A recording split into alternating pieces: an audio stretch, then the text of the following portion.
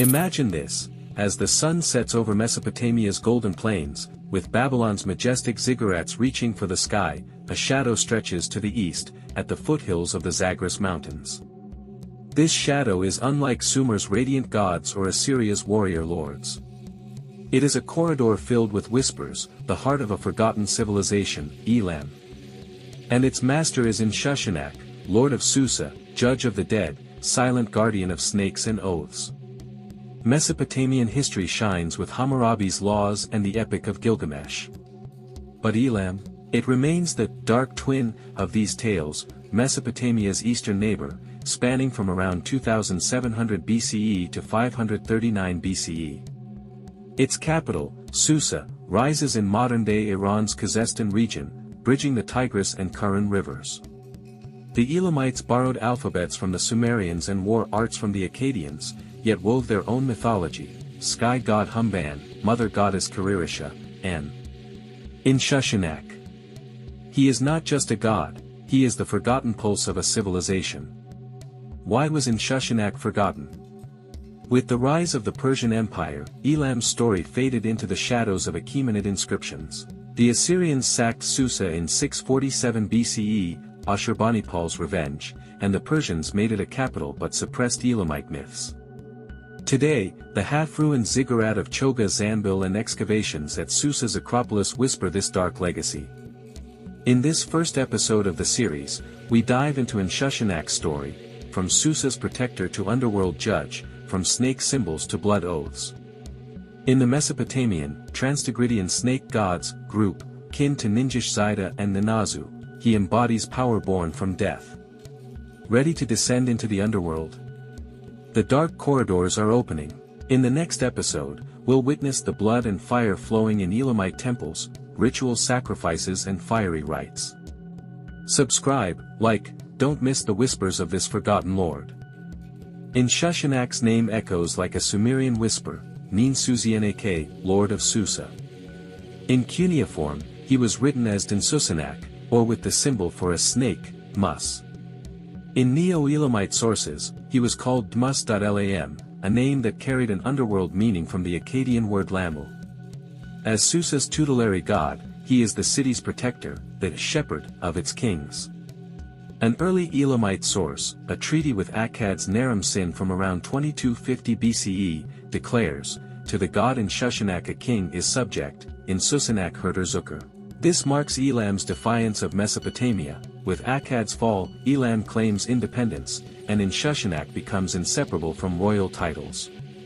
The last Awan dynasty king, Kutik Inshushinak, who reigned from approximately 2240 to 2220 BCE, conquers Susa and Anshan, spreading linear Elamite script. His son, Puzur Inshushinak, who lived around 2100 BCE, offered daily sacrifices to Inshushinak in Susa, sheep at dawn and dusk, a sacred feast for priests. This is Elam's earliest known daily ritual. Curse formulas invoke him alongside Shamash, Enlil, Enki, Ishtar, and Ninhursag.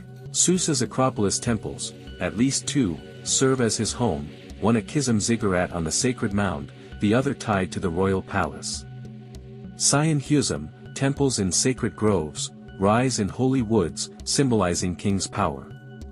In the Sakalma period, which began around 1500 BCE, Inshushinak becomes a legal figure. In economic and judicial documents, he appears in oath formulas with Ishmakarab. Parties seal agreements by touching his sacred aura, known as chitin in Elamite or Kadinu in Akkadian. Betray a king. The underworld gates open, and the judge of the dead awakens. Kings like Adahushu call themselves Inshushinak's shepherd. The god protects the king, but the king exalts the god. In Susa's dusty streets, every coronation begins with his approval. One tablet reads, Inshushinak, greatest of the gods, Rizar Napapir. Yet to the east, gods like Humban and Nipirisha compete. Elamite faith is a mosaic of local patches. Still, in Susa, he reigns, city walls coil like his snake, kings rule in his shadow. Inshushinak's myths root in the Mesopotamian, Transtigridian snake gods, family, kin to Ninshushinak, Gilgamesh's friend, Ninazu, Ishtaran, and Tishpak. This group emerged on the Mesopotamia-Elam border. The snake symbolizes both venom and healing. During the Uruk period, about 3000 BCE, Sumerian colonies settled Susa.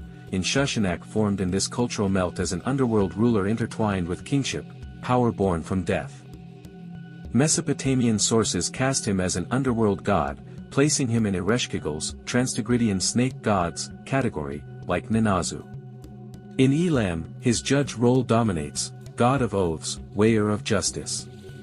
His helpers, Lagamal and Ishmakarab, both Mesopotamian imports, prosecute and defend the dead, bullmen, or Kuzariku, and Lama goddesses guard him in temple reliefs.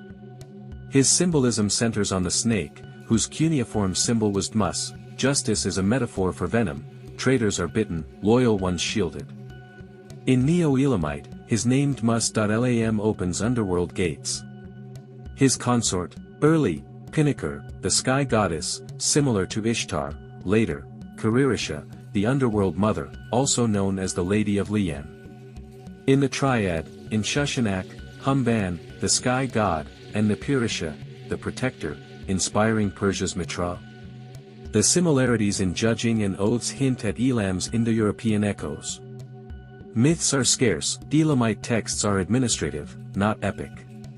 But Mesopotamian echoes resound. The canonical temple list from the Kassite era ranks his shrines. In later adaptations, he becomes the son of Tishpak. One tablet reads, Inshushinak weighs the dead, Kings 2. His snake extends the rod and ring, on Untashnapirisha's steel, a king's hand reaches for it. A dark tale, a king swears, then betrays his oath, and the underworld serpents awaken, chaining his soul. This is Elam's dark side. Death is not merely the end, it is judgment.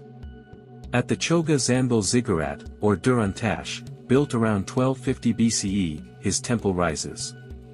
It was shared with Nipirisha, the lord of the Sion Kuk, or temple complex. Priests climb the stairs, snake symbols stretch to the heavens. Mythologically, he is the bridge, between the sky and the depths, Elam's cosmic balance. Inshushinak's historical evidence flows from Susa's Acropolis, inscriptions from Shilhak Inshushinak, who reigned from approximately 1150 to 1120 BCE, praise him as greatest of the gods, though Humban claims the same. In the Middle Elamite period, which spanned from roughly 1500 to 1100 BCE, Untashnapirisha built Choga Zanbil. The ziggurat honors Inshushinak, standing 60 meters high and made of mud brick and glazed tiles. Temples for him were found in Tape Dalam with Masti and Tepti, and in Anshan with Nipirisha, Karirisha, and Simet. In the Neo-Elamite era, from about 1000 to 539 BCE, Shutriknahunti II, the last king of Anshan and Susa, reigned. His brother Halutash Inshushinak seized Babylon, but Ashurbanipal burned Susa in 647 BCE, shattering Inshushinak's statues. Mesopotamian ties run deep, from Naram-Sin's treaty to Ur-3 temples, where Shulgi rebuilt the arks in Susa for Inshushinak and Ninhursag.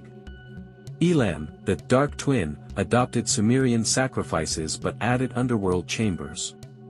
Could Susa's Acropolis basements have been used for death rites? Trade routes linked them. Indus seals were found in Susa, and Elam connected to distant lands via tin roads, a trade known as Kawai.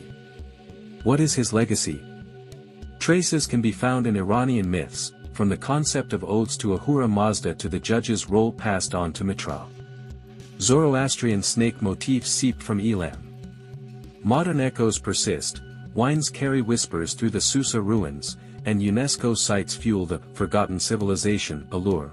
Archaeologists study the lion statue from Inshushinak's temple and gold-silver figurines from around 1200 BCE that bear goat offerings, remnants of royal protection rites. The Elamite economy rested on temple capitalism. Inshushinak's shrines amassed land and slaves, yet slaves could own homes and marry, and communal welfare was emphasized. The tablets of Cutic Inshushinak reveal administrative sophistication.